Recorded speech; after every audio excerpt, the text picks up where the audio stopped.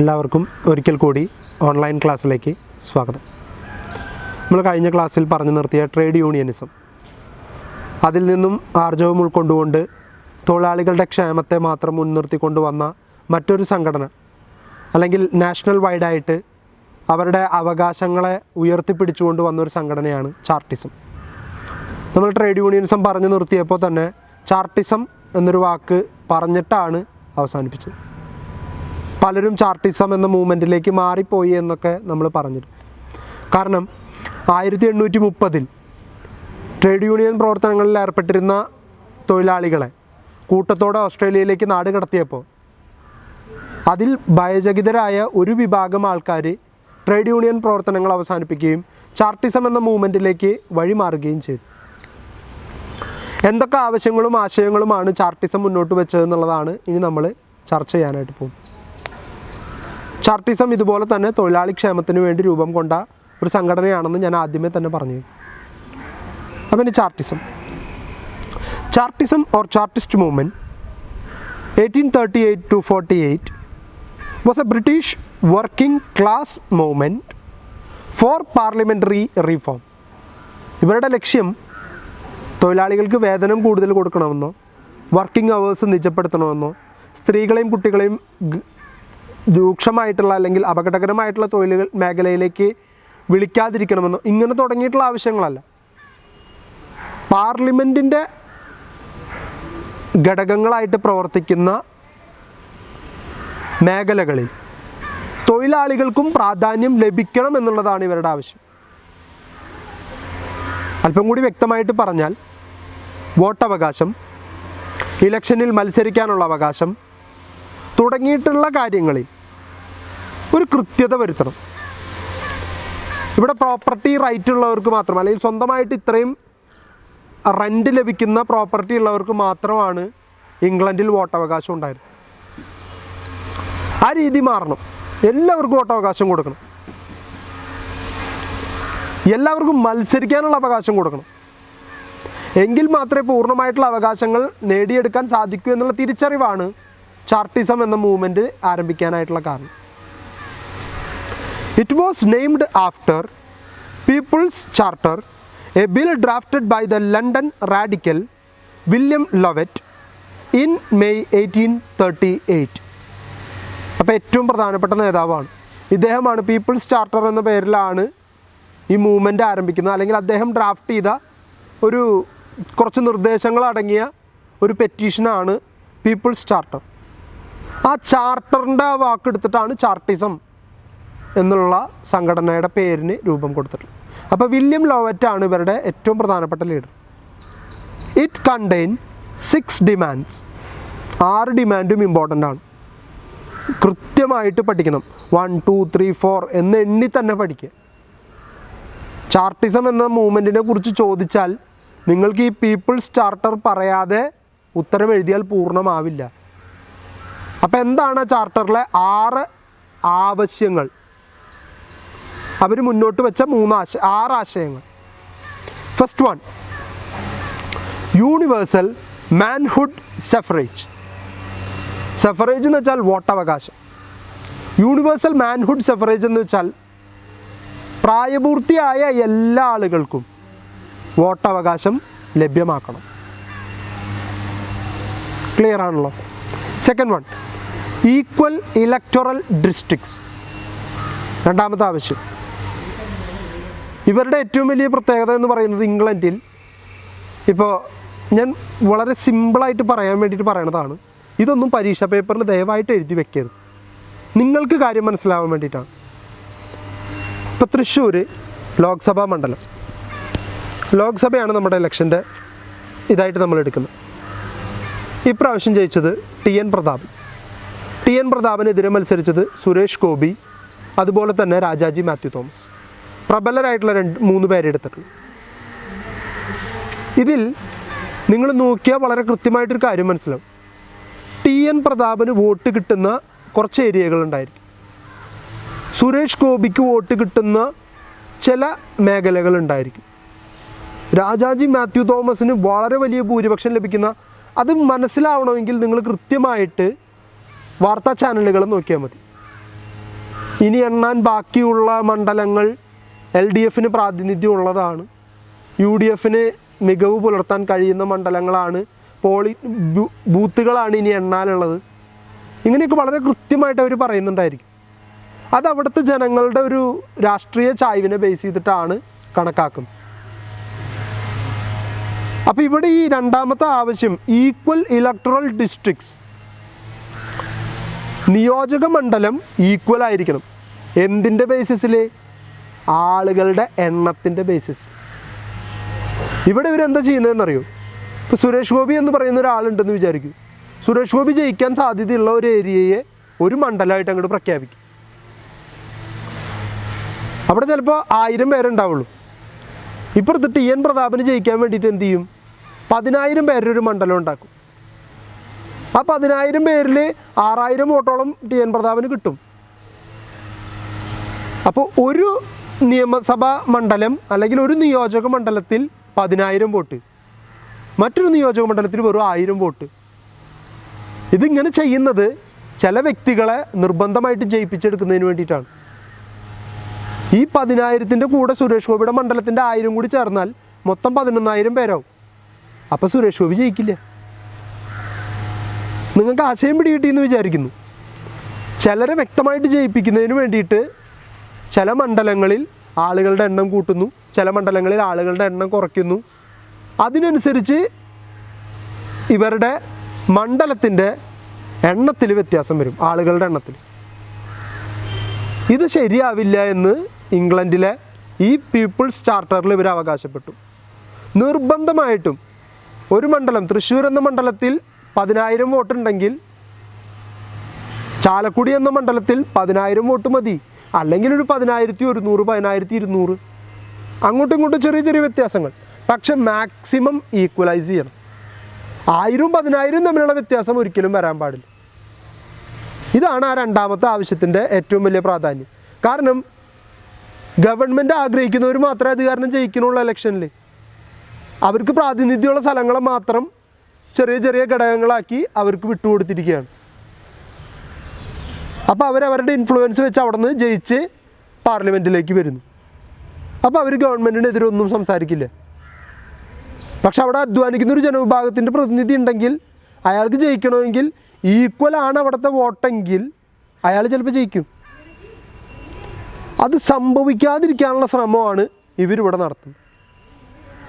അപ്പോൾ അതിനൊരു തടയിടാൻ വേണ്ടിയിട്ടാണ് ഈക്വൽ ഇലക്ടറൽ ഡിസ്ട്രിക്ട്സ് എന്നുള്ളൊരു ആവശ്യം രണ്ടാമതായിട്ട് ഇവർ ഉന്നയിക്കുന്നത്. Third one, vote by ballot. കൈ പൊക്കണ ഏർപ്പാടൊന്നും നടക്കില്ല. പോയിട്ട് ചോദിക്കുകയാണ്, നിങ്ങളാരെ സപ്പോർട്ട് ചെയ്യുന്നു? ഇയാളെ സപ്പോർട്ട് ചെയ്യുന്നവർ കൈ പൊക്കൂ. എലക്ഷൻ കഴിഞ്ഞു.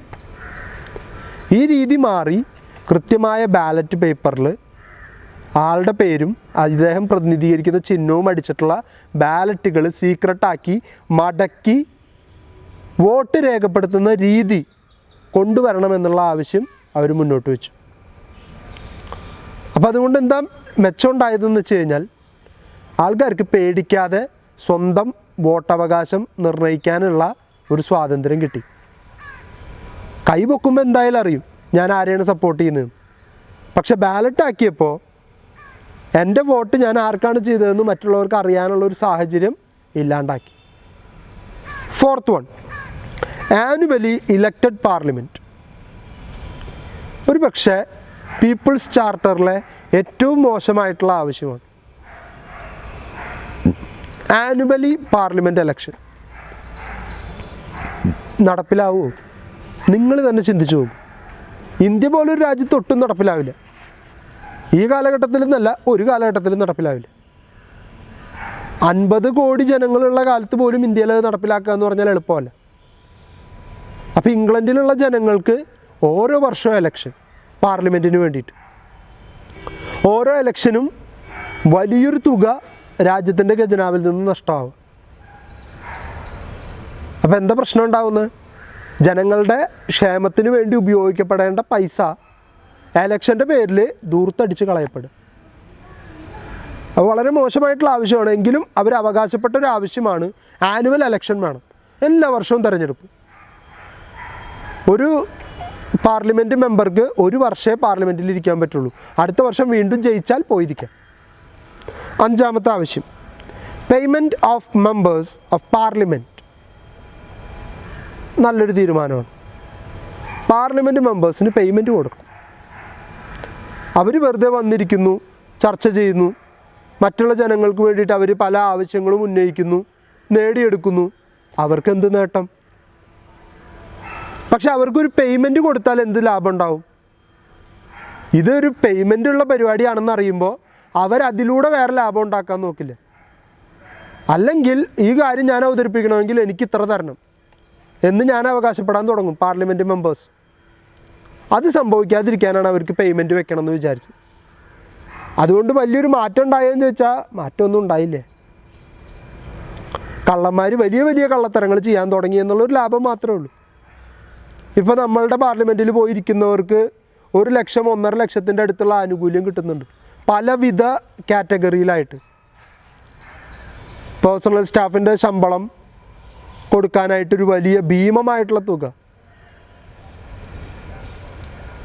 ട്രെയിൻ യാത്രകൾ ഇന്ത്യയിൽ എവിടെയും സൗജന്യം,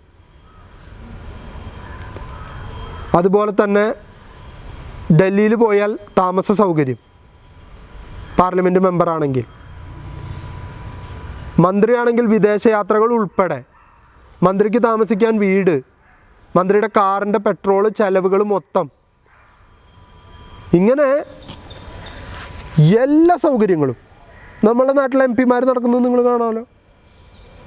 ചിലപ്പോൾ MP-യുടെ ബോർഡ് വെച്ച ഇന്നോവ കാറുകളൊക്കെ പാഞ്ഞ് നടക്കുന്നത് നിങ്ങൾ കണ്ടിട്ടുണ്ടോ? ഈ കാറ് റെൻറ്റിന് എടുത്താൽ കൂടി ആ റെൻറ്റ് കൊടുക്കുന്നത് പോലും ഗവൺമെൻറ് ആയിരിക്കും, അല്ലെങ്കിൽ ആ കാറ് മേടിച്ചു കൊടുക്കുന്നത് ഗവൺമെൻറ് ആയിരിക്കും.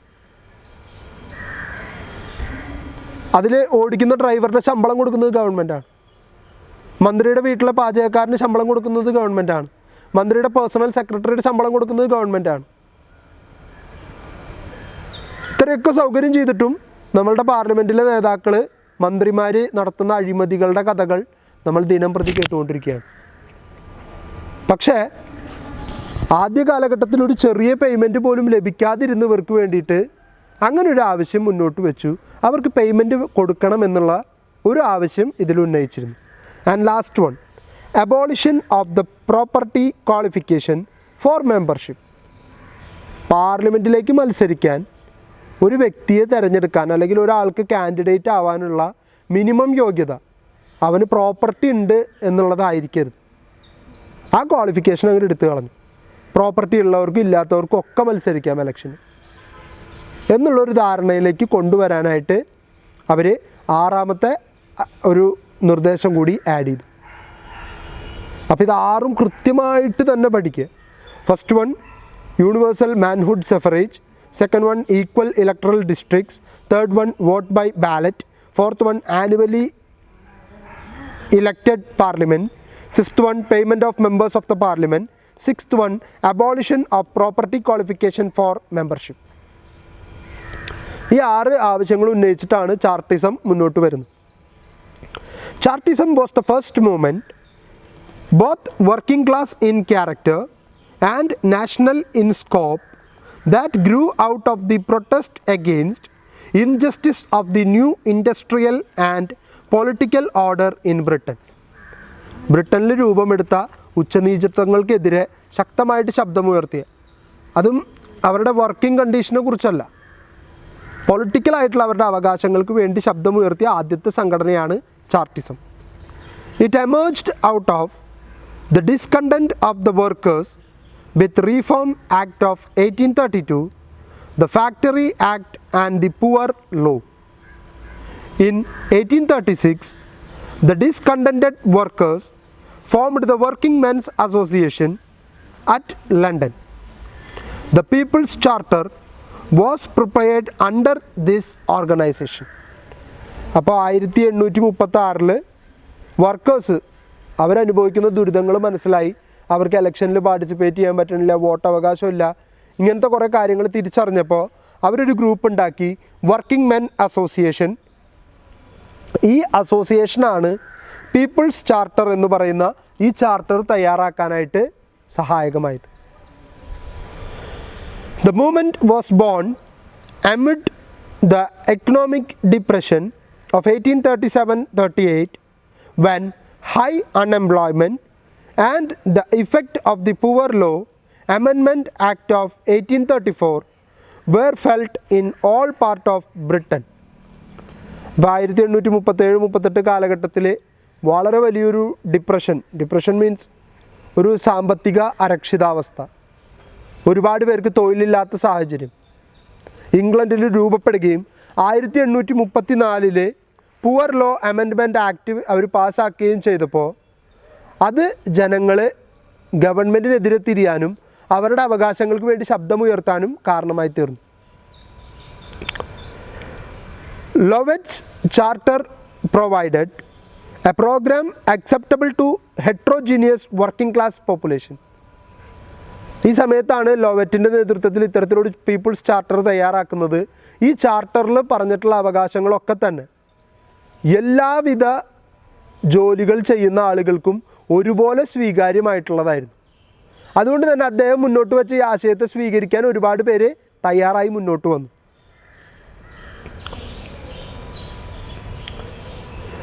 The movement swelled to national importance under the vigorous leadership of the Irishman Fergus Edward O'Connor. A Chartist convention was met in London in February 1839 to prepare a petition to present to the Parliament. അപ്പോൾ Fergus എഡ്വേർഡിൻ്റെ നേതൃത്വത്തിൽ ഒരു group form ചെയ്ത് അവരൊരു petition തയ്യാറാക്കി ഗവൺമെൻറ്റിന് ഒരു നിവേദനം സമർപ്പിക്കുകയാണ്. ജനങ്ങൾ അനുഭവിക്കുന്ന ബുദ്ധിമുട്ടുകളെക്കുറിച്ച് പാർലമെൻറ്റിന് മനസ്സിലാക്കി കൊടുക്കാൻ ഒരു പെറ്റീഷൻ തയ്യാറാക്കാൻ തീരുമാനിക്കുന്നു.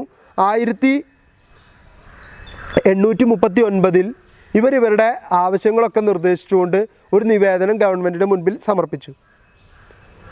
Ulterior measures were threatened should Parliament ignore the demands. അപ്പോൾ ഇവർ മുന്നോട്ട് വെച്ച ആശയത്തിൽ ചില ഗൂഢ ഉദ്ദേശങ്ങളുണ്ട് എന്നുള്ള കാരണം പറഞ്ഞിട്ട് ഗവൺമെൻറ് ഇവർ മുന്നോട്ട് വെച്ച ഈ ആശയത്തെ പൂർണ്ണമായിട്ടും തള്ളിക്കളഞ്ഞു. But the delegates deferred in their degrees of militancy and over what form ulterior measures should take. It led to the emergence of two groups among the Chartist: physical force extremist and moral force moderates group. അപ്പോൾ ഇവരുടെ ഈ ആശയങ്ങളെ തള്ളിക്കളഞ്ഞുവെങ്കിലും ഇവിടെ വളരെയധികം സമരം ചെയ്ത് നേടിയെടുക്കണമെന്ന് ആഗ്രഹിച്ചിരുന്ന ഒരു കൂട്ടം ജനങ്ങളുണ്ടായിരുന്നു ഈ ചാർട്ടിസ്റ്റ് മൂവ്മെൻറ്റിൽ തന്നെ. എന്നാൽ ഇനിയും ഇങ്ങനെ നിവേദനം എഴുതിയാൽ മതി, നിവേദനം എഴുതി നമുക്കിത് നേടിയെടുക്കാമെന്ന് വിശ്വസിച്ചിരുന്ന ഒരു മോഡറേറ്റ് വിഭാഗം ഉണ്ടായിരുന്നു, മിതവാദികൾ. എക്സ്ട്രീമിസ്റ്റ് എന്ന് പറഞ്ഞാൽ തീവ്രവാദികൾ. ഇത് പണ്ട് INCക്ക് നേരിട്ടിട്ടുള്ള ഒരു പ്രശ്നമാണ്. ഇന്ത്യൻ നാഷണൽ കോൺഗ്രസ്സിലും 2 ഗ്രൂപ്പ് ഉണ്ടായിരുന്നു, മോഡറേറ്റ്സും എക്സ്ട്രീമിസ്റ്റും. ബാലഗംഗാധർ തിലക് ഉൾപ്പെടെയുള്ളവരുടെ നേതൃത്വത്തിൽ ഒരു എക്സ്ട്രീമിസ്റ്റ് ഗ്രൂപ്പും ഗോപാലകൃഷ്ണ ഗോഖലെയുടെ നേതൃത്വത്തിലുള്ള മോഡറേറ്റ് ഗ്രൂപ്പും. ഇതുപോലെ തന്നെ ചാർട്ടിസ്റ്റ് മൂവ്മെൻറ്റിലും 2 ഗ്രൂപ്പ് ഉടലെടുത്തു. ശക്തമായിട്ട് പ്രതിഷേധങ്ങളിലൂടെ തങ്ങളുടെ അവകാശങ്ങൾ നേടിയെടുക്കണമെന്ന് വിശ്വസിച്ചിരുന്ന എക്സ്ട്രീമിസ്റ്റ് ഗ്രൂപ്പും നിവേദനം എഴുതി സമർപ്പിച്ച് ഒരു നാൾ നമുക്ക് നമ്മളുടെ അവകാശങ്ങൾ നേടിയെടുക്കാമെന്ന് സ്വപ്നം കണ്ടിരുന്ന ഒരു മോഡറേറ്റ് വിഭാഗവും. അതിൽ എക്സ്ട്രീമിസ്റ്റിന് നേതൃത്വം കൊടുത്തിരുന്ന വ്യക്തിയാണ് ഒക്കോണർ. അതേസമയം ലോവറ്റ്, നമ്മൾ ആദ്യം പറഞ്ഞിരുന്നു, വില്യം ലോവറ്റ്, അദ്ദേഹം മോഡറേറ്റിൻ്റെ വിഭാഗത്തിൽ തന്നെയായിരുന്നു. പെറ്റീഷൻ തയ്യാറാക്കുക, ഒപ്പ് ശേഖരിക്കുക, നിവേദനം കൊടുക്കുക, ഗവൺമെൻറ് റിജക്റ്റ് ചെയ്യും, വീണ്ടും സമർപ്പിക്കുക, വീണ്ടും റിജക്റ്റ് ചെയ്യും, ഇങ്ങനെ മുന്നോട്ട് പോകാൻ ആഗ്രഹിച്ചിരുന്ന ഒരു വ്യക്തിയാണ്. While O'Connor supported extremism, Lovett stood for moderate policy. The scheme adversely affected the unity and the strength of the Chartist movement. ഇവരിങ്ങനെ 2 വിഭാഗമായിട്ട് തിരിഞ്ഞത് ചാർട്ടിസ്റ്റ് മൂവ്മെൻറ്റിന് വളരെ വലിയൊരു ക്ഷീണം തട്ടാനായിട്ട് കാരണമായി. കാരണം അതുവരെ ഒറ്റക്കെട്ടായിട്ട് സ്വന്തം അവകാശങ്ങൾക്ക് വേണ്ടി പോരാടാൻ തീരുമാനിച്ചിരുന്ന ജനവിഭാഗങ്ങൾ 2 ടൈപ്പ് ഓഫ് തിങ്കിങ്ങിലൂടെ, ആശയങ്ങളിലൂടെ മുന്നോട്ട് പോകാനായിട്ട് തീരുമാനിക്കുകയാണ്. അപ്പോൾ അതുകൊണ്ടുള്ള പ്രശ്നം എന്താണെന്ന് വെച്ച് കഴിഞ്ഞാൽ അവർ ഒരുമിച്ച് നിൽക്കുമ്പോൾ കിട്ടുന്നൊരു കൂട്ടായ്മയും അവരുടെ ഒരു ശക്തിയും അവർ 2 വിഭാഗങ്ങളായപ്പോൾ അവർക്ക് എവിടെയോ വെച്ച് നഷ്ടമായിപ്പോയി. The People's Charter prepared in the convention was circulated across the counties by committees of Chartists and signed by millions, was presented to the Parliament in 1939. Sorry, 1939 അല്ല, 1839 ആണ്. പ്രിൻറ്റിംഗ് മിസ്റ്റേക്ക് ആണ്. കാരണം 1839 ഇവരിത് സബ്മിറ്റ് ചെയ്യുന്നത്. നിങ്ങളുടെ ടെക്സ്റ്റിൽ 1939 എന്നാണ്, അത് വെട്ടി 1839 എന്നാക്കുക. The Parliament rejected it completely. There followed in November an armed rising of the physical force Chartist at Newport, which was quickly suppressed. അപ്പോൾ ഇവർ 1839 ഒരു നിവേദനം സമർപ്പിച്ചു. അത് പൂർണ്ണമായിട്ടും വായിച്ചു പോലും നോക്കാതെ ഗവൺമെൻറ് അതും റിജക്റ്റ് ചെയ്തു. ഈ സമയത്ത് എക്സ്ട്രീമിസ്റ്റ് പറഞ്ഞു, ഇനി നോക്കിയിരുന്നിട്ട് കാര്യമില്ല, നമ്മൾ ആയുധങ്ങളെടുത്ത് സമരം ചെയ്താൽ മാത്രമേ നമ്മളുടെ അവകാശങ്ങൾ നേടിയെടുക്കാൻ കഴിയൂ എന്ന് പറഞ്ഞുകൊണ്ട് അവർ ന്യൂപോർട്ട് എന്ന് പറയുന്ന ഒരു സ്ഥലത്ത് അവരുടെ സമരം വയലൻസിലേക്ക് വഴിമാറാനായിട്ട് തുടങ്ങി. പക്ഷേ ഗവൺമെൻറ് പവർഫുൾ ആയതുകൊണ്ട് വളരെ ഈസി ആയിട്ട് ഈ സമരത്തെ ടാക്കിൾ ചെയ്തെടുക്കാൻ ഗവൺമെൻറ്റിന് സാധിച്ചു.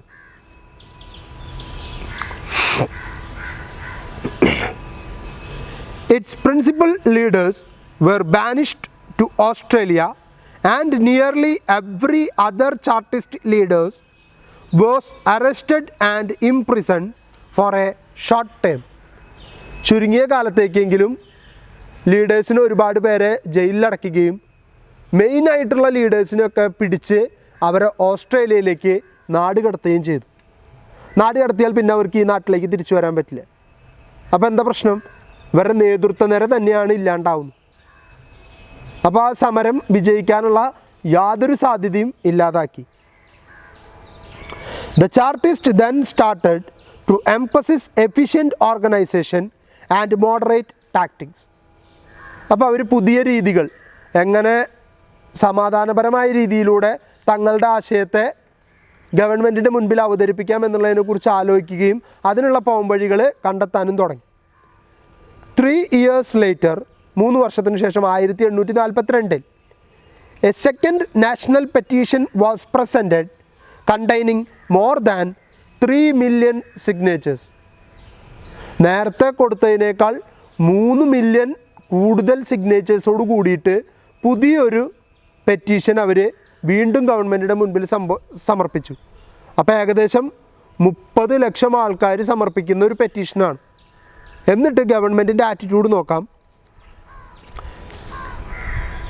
But again parliament refused to consider it.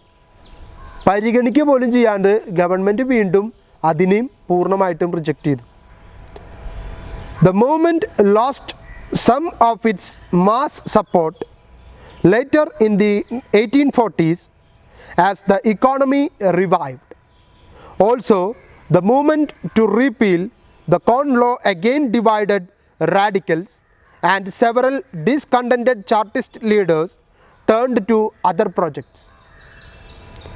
അപ്പോൾ ഇവിടെ ഇവരുടെ രണ്ടാമത്തെ പെറ്റീഷനും വളരെ ലാഘവത്തോടു കൂടി ഗവൺമെൻറ് തള്ളിക്കളഞ്ഞപ്പോൾ ഈ ചാർട്ടിസ്റ്റ് മൂവ്മെൻറ്റിൻ്റെ ശക്തി കുറയാൻ തുടങ്ങി. കോൺ ലോ ഉൾപ്പെടെയുള്ളവ അവർ നിരാകരിക്കാനും തുടങ്ങിയപ്പോൾ ഗവൺമെൻറ്റിനെതിരെ ഒന്നും ചെയ്യാൻ ചാർട്ടിസ്റ്റ് മൂവ്മെൻറ്റിന് കഴിയില്ല എന്നുള്ള തിരിച്ചറിവോടുകൂടി പല നേതാക്കളും മറ്റു പല പ്രൊജക്റ്റുകളിലേക്കും പോയി. വേറെ സമര രീതികളിലേക്കും മറ്റു പലരും ഇൻഫ്ലുവൻസ് ചെയ്യുന്ന തരത്തിലേക്കുള്ള മറ്റ് മാർഗങ്ങൾ സ്വീകരിക്കാനായിട്ട് തുടങ്ങി. The last great burst of Chartism occurred in 1848. 1848 ചാർട്ടിസത്തിൻ്റെ ഏറ്റവും വലിയ അല്ലെങ്കിൽ ഏറ്റവും അവസാനത്തെ ഒരു കുതിച്ചുചാട്ടം കൂടി കാണാനായിട്ട് ഇടയായി. Another convention was summoned and another petition was prepared containing 6 million signatures. 60 ലക്ഷം ആൾക്കാരുടെ ഒപ്പുകളോടുകൂടി പുതിയ മൂന്നാമത്തെ ഒരു പെറ്റീഷനും കൂടി ഇവർ സബ്മിറ്റ് ചെയ്യാനായിട്ട് തീരുമാനിക്കുകയാണ്. Again parliament did nothing. Parliament അതിനെയും കണ്ട ഭാവം നടിച്ചില്ല. എത്ര ജനങ്ങൾ ഒപ്പിട്ടാലും അത് പരിഗണിക്കാൻ ഗവൺമെൻറ് തയ്യാറായില്ല. But there was poor response from the people. Thereafter, Chartism lingered another decade in the provinces, but its appeal as a national mass movement was ended. മൂന്നാമത്തെ പെറ്റീഷനും തള്ളിയപ്പോൾ ജനങ്ങൾക്ക് പൂർണ്ണമായിട്ടും ചാർട്ടിസത്തിലുള്ള വിശ്വാസം നശിച്ചു. ജനങ്ങളുടെ 60 ലക്ഷം പേര് ഒപ്പിട്ടു എന്ന് പറയുമ്പോൾ അതൊരു മാസീവ് സപ്പോർട്ടാണ്. ആ സപ്പോർട്ട് ജനങ്ങളുടെ കയ്യിൽ നിന്നും കിട്ടാതായി. കാരണം എത്രയൊക്കെ പെറ്റീഷൻ കൊടുത്തിട്ടും ഗവൺമെൻറ് അതിനെ പരിഗണിക്കുന്നു പോലുമില്ല. അപ്പോൾ ജനങ്ങൾ പതുക്കെ ചാർട്ടിസത്തിൽ നിന്നും വിട്ടുപോകാൻ തുടങ്ങി. With the onset of the relative prosperity of mid Victorian Britain, popular militancy lost it's edge. അപ്പോൾ സമരം ചെയ്യാനുള്ള ജനങ്ങളുടെ ആവേശവും പൂർണ്ണമായിട്ടും കെട്ടടങ്ങി. Lack of the support of the middle class, lack of able leadership, diplomatic resistance by the government caused for the decline of the movement. ജനങ്ങളുടെ ഭാഗത്തു നിന്നുള്ള സഹകരണക്കുറവ്, middle ക്ലാസിൻ്റെ സപ്പോർട്ടില്ലായ്മ, അതുപോലെ തന്നെ മികച്ച ലീഡേഴ്സ് സമരം നയിക്കാൻ മുന്നിൽ നിൽക്കാനില്ലാത്തതിൻ്റെ ഒരു കുറവൊക്കെ വന്നപ്പോൾ സമരം ദയനീയമായിട്ടുള്ള പരാജയമായിട്ട് മാറാൻ തുടങ്ങി. Many Chartist leaders, however, schooled in the ideological debates of the 1840s, continued to serve popular causes, and the Chartist spirit outlasted the organization.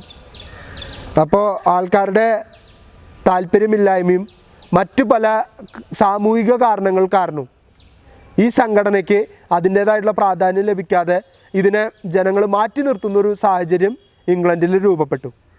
ചാർട്ടിസം is considered as the first mass working class movement in the world. ലോകത്തെ ആദ്യത്തെ mass working class movement ആയിട്ടാണ് Chartism അറിയപ്പെടുന്നത്. It gave great push to early socialist movement by upholding popular ideas like democracy, equality and collectivism. Chartism ഒന്നും നേടി തന്നില്ല എന്ന് പറയാൻ പറ്റില്ല. സോഷ്യലിസ്റ്റ് ചിന്താഗതിയായിട്ടും ഡെമോക്രസി എന്നുള്ള ആശയവും അതുപോലെ തന്നെ കളക്റ്റീവിസം, കൂട്ടായ്മ എന്ന് പറയുന്നതിൻ്റെ ശക്തി എന്താണെന്നും കാണിച്ചു തന്ന ആദ്യത്തെ സംഘടനയാണ് Chartism. The movement helped the workers to develop self confidence and self reliance. സ്വന്തം കാലിൽ നിൽക്കാനും സ്വയം ആത്മവിശ്വാസം ഉണ്ടാക്കിയെടുക്കാനും ജനങ്ങളെ പ്രേരിപ്പിച്ച ഒരു ഇവൻ്റ് കൂടിയാണ് ചാർട്ടിസം എന്ന് പറയുന്നത്. ജനങ്ങളെ ഉദ്ബോധിപ്പിക്കുകയാണ്, നിങ്ങളുടെ അവകാശങ്ങൾ നിങ്ങൾക്ക് നേടിയെടുക്കാൻ സാധിക്കുമെന്ന് അവരെ പറഞ്ഞ് മനസ്സിലാക്കി കൊടുത്ത സംഘടനയാണ് Chartism. Later 5 demands of the people's charter except annual parliament were accepted and became law of England. അവരാദ്യം മുന്നോട്ട് വെച്ച 5 ആശയങ്ങളും ആനുവൽ എലക്ഷൻ ഒഴികെ ബാക്കി 5 ആശയങ്ങളും പിന്നീട് ഇംഗ്ലണ്ടിൽ അംഗീകരിക്കപ്പെട്ടു എന്നുള്ളതാണ് ഏറ്റവും വലിയ നേട്ടമായിട്ട് ചാർട്ടിസം കണക്കാക്കുന്നത്. ഇനി നമ്മൾ ചാർട്ടിസം കഴിഞ്ഞ് അടുത്തതായിട്ട് കാണാൻ പോകുന്ന പാർട്ടി സിസ്റ്റമാണ്. പക്ഷെ നമ്മൾ ആ ടോപ്പിക്ക് അവിടെ നിർത്തിയിട്ട് മറ്റൊരു ടോപ്പിക്കിലേക്ക് കടക്കുകയാണ്. കാരണം പാർട്ടി സിസ്റ്റം കുറച്ചധികം പറയാനുണ്ട്. അത് നമുക്കൊരു സിംഗിൾ ക്ലാസ് ആയിട്ട് തന്നെ എടുക്കാം വേറെ. ഇപ്പോൾ നമ്മൾ പോകുന്നത് ലെയ്സസ് ഫെയർ എന്ന് പറയുന്നൊരു തിയറിയിലേക്കാണ്. ഈ തിയറി നമ്മൾ പലതാവർത്തി പറഞ്ഞതാണ്. വെൽഫെയർ ഓഫ് ദ സ്റ്റേറ്റ് ആണ് ഉദ്ദേശിക്കുന്നത്. ഇതിൽ ബേസിക് ആയിട്ടുള്ളൊരു കാര്യം ലെറ്റ് ദം ഫ്രീ എന്നുള്ളതാണ് ലെയ്സസ് ഫെയറിൻ്റെ മുദ്രാവാക്യം. അതായത് ക്യാപിറ്റലിസ്റ്റിനെ ഫ്രീ ആയിട്ട് വിടുക. അയാൾ ആ ക്യാപിറ്റൽ ഉപയോഗിച്ച് എത്രത്തോളം ഡെവലപ്പ് ചെയ്യാൻ പറ്റുമോ അത്രയും ഡെവലപ്പ് ചെയ്യട്ടെ. അതിന് യാതൊരു വിധത്തിലുള്ള തടസ്സവും ഗവൺമെൻറ്റിൻ്റെ ഭാഗത്തുനിന്ന് ഉണ്ടാവരുത്. ഗവൺമെൻറ് ജനങ്ങളുടെ പേഴ്സണൽ അഫയേഴ്സിൽ കയറി ഇടപെടാതിരിക്കുക. അപ്പോൾ ഈ ഒരു ചിന്താഗതി മുന്നോട്ട് വെച്ച ചില ഇക്കണോമിസ്റ്റുകളെയാണ് നമ്മളിനി പരിചയപ്പെടാനായിട്ട് പോകുന്നത്. അതിന് മുമ്പ് എന്താണ് ലെയ്സസ് ഫെയർ എന്നുള്ള ആശയമാണ് നമ്മൾ ആദ്യം കാണാനായിട്ട് പോകുന്നു. Laissez fair, English economist. Commercial and industrial revolution helped the English people to accumulate enormous capital. Besides the discovery of the new machines, Britain was rich in supplies of coal and iron, the essential materials of industries. So it came about that Britain was at least half a century ahead of the rest of Europe in applying machinery to manufactures. ഇപ്പം manufacturing യൂണിറ്റിലേക്ക് machineries implement ചെയ്യുന്നതിൽ ബ്രിട്ടനാണ് ഏറ്റവും മുൻപന്തിയിൽ നിന്നിരുന്നത്. പ്രത്യേകിച്ച് അവരുപയോഗിച്ചിരുന്ന machines ഉപയോഗിച്ച് കോളും അയേണും കൽക്കരിയും ഇരുമ്പും നല്ലോണം കണ്ടുപിടിക്കാനായിട്ട് അവർക്ക് സാധിച്ചു. ഇതിൻ്റെ രണ്ടിൻ്റെയും ഉപയോഗം എല്ലാ ഇൻഡസ്ട്രിയിലും ഒഴിച്ചുകൂടാനാവാത്തതായതുകൊണ്ട് ഇംഗ്ലണ്ട് വളരെ വേഗത്തിൽ ഡെവലപ്പ് ചെയ്യാൻ തുടങ്ങി. So the men who made the business world of modern industry claimed the right to manage their affairs in their own way. The capitalists advocated political and economical theories to safeguard their rights and interest. The laissez-faire theory was one of them.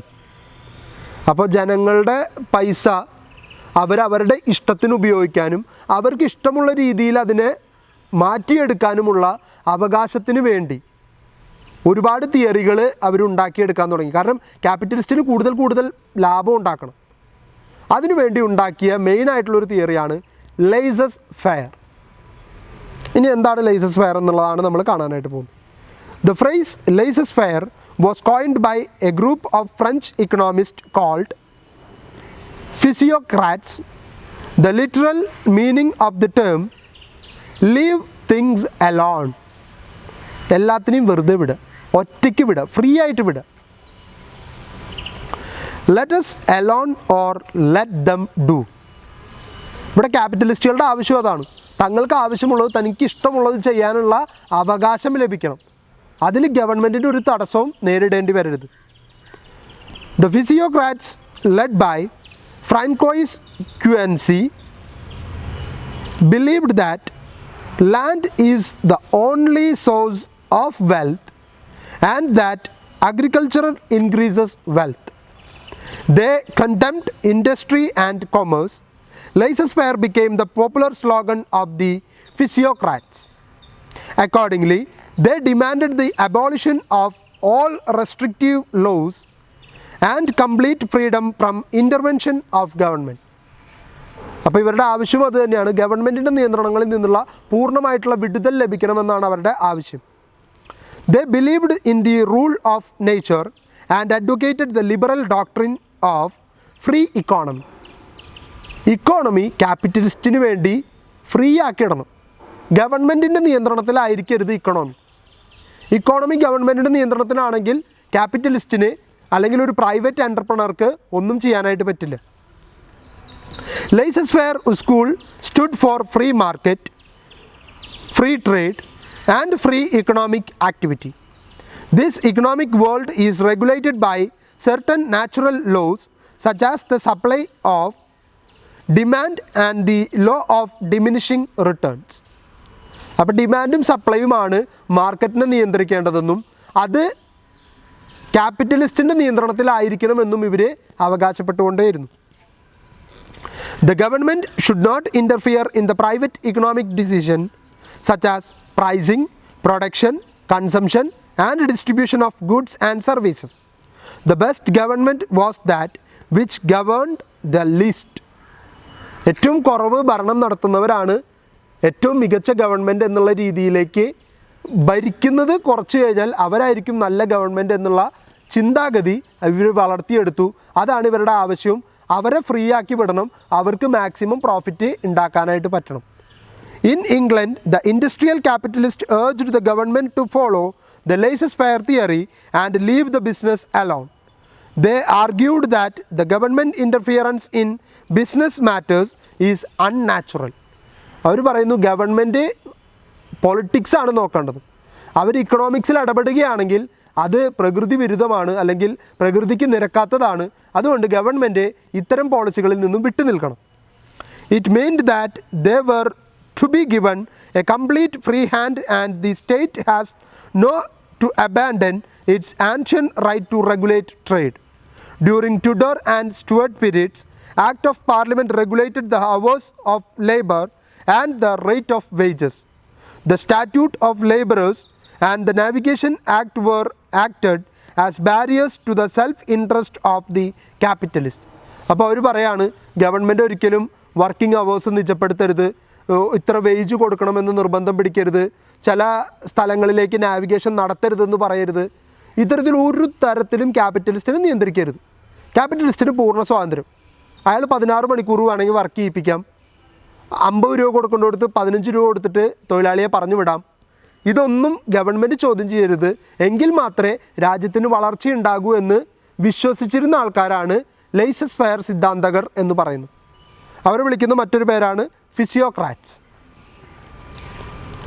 Then, aim of the laissez-faire school was to sweep away all these regulations. It was accomplished during the first half of the 19th century, but long before that, opinion had veered around to their side. English philosophers and economists like Adam Smith, Jeremy Bentham, J.S. Mill strongly supported laissez-faire theory. അപ്പോൾ ലെയ്സസ് fair തിയറിയെ support ചെയ്തിരുന്ന ചില ആൾക്കാരാണ് Adam Smith, J S. Mill, Jeremy Bentham. ഇനി അതിൽ പ്രധാനപ്പെട്ട വ്യക്തിയായിട്ടുള്ള Adam സ്മിത്തിനെ മാത്രമാണ് നമ്മൾ ഈ ക്ലാസ്സിൽ പരിചയപ്പെടാൻ പോകുന്നത്. Adam Smith 1723 to 1790 was the 18th century Scottish economist, philosopher and author who is considered as the father of modern economics. മറക്കരുത്, മോഡേൺ ഇക്കണോമിക്സിൻ്റെ പിതാവ് എന്നറിയപ്പെടുന്ന വ്യക്തി Adam Smith. Smith argued against the mercantilism and was a major proponent of laissez-faire economics policies. In his first book, The Theory of Moral Sentiments, Smith proposed an idea of invisible hand, the tendency of free market to regulate themselves by the means of competition, supply and demand and self-interest. ആദ്യത്തെ പുസ്തകം invisible hand അല്ലെങ്കിൽ the theory of moral sentiments എന്ന പുസ്തകത്തിൽ അദ്ദേഹം പറയാണ് ഒരു invisible hand ഉണ്ട്. Invisible എന്ന് വെച്ചാൽ അദൃശ്യമായ കൈ. ഈ കൈയാണ് നിയന്ത്രിക്കേണ്ടത് മാർക്കറ്റിന്. അത് ഗവൺമെൻറ് അല്ല, ക്യാപിറ്റലിസ്റ്റാണ്. ഇവിടെ ആവശ്യങ്ങൾ കൂടുമ്പോൾ, സപ്ലൈ കൂടുമ്പോൾ പ്രൈസ് ഉയർത്താനും താഴ്ത്താനുമുള്ള നിയന്ത്രിക്കാനുള്ള ഉത്തരവാദിത്തം അത് ക്യാപിറ്റലിസ്റ്റിൻ്റെ കയ്യിലായിരിക്കണം. ഇതാണ് അദ്ദേഹം പറയുന്ന invisible hand. Smith's most notable contribution of the field of knowledge was his book an enquiry into the nature and the causes of the wealth of nation, released in 1776. ഒരിക്കലും മറക്കാൻ പാടില്ലാത്ത പുസ്തകം.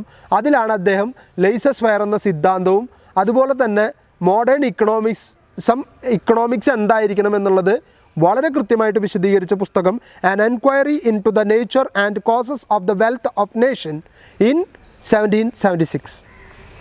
Adam Smith lived in the early stage of the Industrial Revolution. The general problem of that time was essentially that of removing the numerous governmental restrictions and regulations which was not conducive to the increase of wealth. അദ്ദേഹം പറയുന്നു government ഏർപ്പെടുത്തിയിട്ടുള്ള നിയന്ത്രണങ്ങൾ എടുത്തു മാറ്റപ്പെടേണ്ടതാണ്. അത് കാരണമാണ് ഈ രാജ്യത്ത് development ഉണ്ടാവാത്തതും ഇക്കണോമിക്കലായിട്ടുള്ള growth രാജ്യത്തിന് കിട്ടാത്തതും. He observed that the economic activities of the contemporary society and formulated his law of market. Smith argued that the private interest and passion of men are led in the direction which is most agreeable to the interest of the whole society. ഒരു സൊസൈറ്റിയുടെ ആവശ്യത്തിന് വേണ്ടിയിട്ടായിരിക്കണം, അല്ലെങ്കിൽ സൊസൈറ്റിയുടെ മൊത്തം ഉന്നമനത്തിന് വേണ്ടിയിട്ടായിരിക്കണം market നിലകൊള്ളേണ്ടത് എന്നുള്ള രീതിയിലാണ് അദ്ദേഹത്തിൻ്റെ പുസ്തകത്തിലൂടെ സംസാരിച്ചത്. അത് നിയന്ത്രിക്കേണ്ടത് ഗവൺമെൻറ് അല്ല. കാരണം ഗവൺമെൻറ് നിയന്ത്രിച്ചാൽ അവിടെ ക്യാപിറ്റലിസ്റ്റിന് ഉയർന്നു വരാനുള്ള സാധ്യത ഇല്ല എന്നാണ് ആഡം സ്മിത്ത് പറയുന്നത്. What he sought was the invisible hand. According to him, every individual is continuously exerting himself to find out the most advantageous employment for whatever capital he can command. He indeed neither intend to promote the public interest nor know how much he is promoting it. He intends only his own security and gain. In this activity, the individual is led by an invisible hand to promote an end which was no part of his intention. ഇവിടെ വളരെ കൃത്യമായിട്ട് invisible hand എന്താണെന്ന് അദ്ദേഹം പറയുന്നു എല്ലാവരും അവരവരുടെ ആവശ്യത്തിനനുസരിച്ചിട്ടാണ് ചില നിയന്ത്രണങ്ങൾ കൊണ്ടുവരാനായിട്ട് ശ്രമിക്കുന്നത്. പക്ഷേ മാർക്കറ്റ് നിയന്ത്രിക്കേണ്ടത് അവരായിരിക്കരുത്. ക്യാപിറ്റലിസ്റ്റ് നിയന്ത്രിച്ചാൽ മാത്രമേ പ്രൈസിങ്, പ്രൊഡക്ഷൻ, അതുപോലെ തന്നെ സപ്ലൈ, ഡിമാൻഡ് ഇതിനൊക്കെ നിയന്ത്രിച്ച് കൊണ്ടുപോകാൻ പറ്റുള്ളൂ. അപ്പോൾ ആ ക്യാപിറ്റലിസ്റ്റിൻ്റെ കയ്യിലാണ് ഈ ഇൻവിസിബിൾ ഹാൻഡ് ഇരിക്കുന്നത്, അദൃശ്യമായിട്ടുള്ള കൈ ഇരിക്കുന്നത്. അയാളാണ് ഇതിനെ നിയന്ത്രിച്ച് കൊണ്ടുപോകേണ്ടത്. By pursuing his own interest, he frequently promotes the interest of the society more effectively than when he really intends to promote it.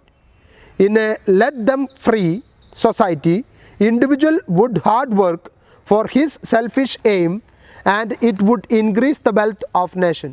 അദ്ദേഹം പറയുന്നു ആളുകളെ ഫ്രീ ആക്കി വിട്ടാൽ അവർ സ്വയം അധ്വാനിക്കും അവരുടെ സ്വന്തം നേട്ടത്തിന് വേണ്ടി. ആ സ്വന്തം നേട്ടത്തിന് വേണ്ടി അവർ അധ്വാനിക്കുമ്പോൾ നേട്ടമുണ്ടാകുന്നത് രാജ്യത്തിന് കൂടിയാണ് എന്നാണ് ആഡം സ്മിത്ത് പറയുന്നത്. There would not be social injustice or exploitation because the invisible hand would direct to the people to right action. Adam Smith's Wealth of Nation is considered as the Bible of the capitalism as it systematically theoretized capitalism. ക്യാപിറ്റലിസത്തിൻ്റെ Bible എന്നാണ് അദ്ദേഹത്തിൻ്റെ wealth of nations എന്ന പുസ്തകം അറിയപ്പെടുന്നത്. Smith was against mercantilist regulation. His idea was that price in a market was determined by the natural law of supply and demand. ഡിമാൻഡും സപ്ലൈയും കൂടിയിട്ടാണ് ഒരു സ്ഥലത്ത് പ്രൈസ് നിർണ്ണയിക്കേണ്ടത്. അതിൽ സപ്ലൈയെ നിയന്ത്രിക്കുന്നത് ക്യാപിറ്റലിസ്റ്റാണ്. അപ്പോൾ ഓട്ടോമാറ്റിക്കലി പ്രൈസ് നിർണ്ണയിക്കുന്നതിൽ ക്യാപിറ്റലിസ്റ്റിനൊരു പങ്കുണ്ടായിരിക്കും. A free economy and free trade was appropriate solution for the economic problems of a society. According to the natural liberty theory of Smith, the state was only three responsibility. അദ്ദേഹം പറയുന്നു state ഇടപെടേണ്ട മൂന്ന് കാര്യങ്ങളുള്ളൂ. എല്ലാത്തിലും കയറി state ഇടപെടേണ്ട കാര്യമില്ല. ഒന്നാമത്തെ കാര്യം protect the society from the violence and invasion of the other society. ഒരു രാജ്യത്തിൻ്റെയോ മറ്റൊരു സൊസൈറ്റിയുടെയോ ആക്രമണത്തിൽ നിന്ന് സ്വന്തം സമൂഹത്തെ രക്ഷിക്കുക. 2. Protect every member of a society from injustice and oppression of every other member. ഒരു മെമ്പറിൽ നിന്ന് മറ്റൊരു മെമ്പർക്ക് ഉണ്ടാകുന്ന നീതിരഹിതമായിട്ടുള്ള നടപടികൾക്കെതിരെ പ്രവർത്തിക്കുക. 3. കാര്യം construct and maintain some public utility works and institutions.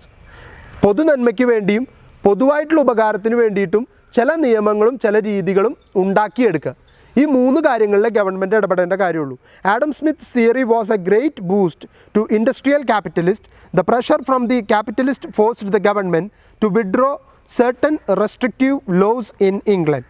William Pitt reduced many restrictions by revising the Statute of the Labours of Queen Elizabeth and prepared the way for the free trade. അപ്പോൾ Elizabeth കൊണ്ടുവന്ന ചില restrictions എടുത്തു കളഞ്ഞുകൊണ്ട് William pit ട്രേഡിനെ പൂർണ്ണമായിട്ടും free ആക്കി കൊടുത്തു, ക്യാപിറ്റലിസ്റ്റിൻ്റെ ഇഷ്ടത്തിന് വിട്ടുകൊടുത്തു.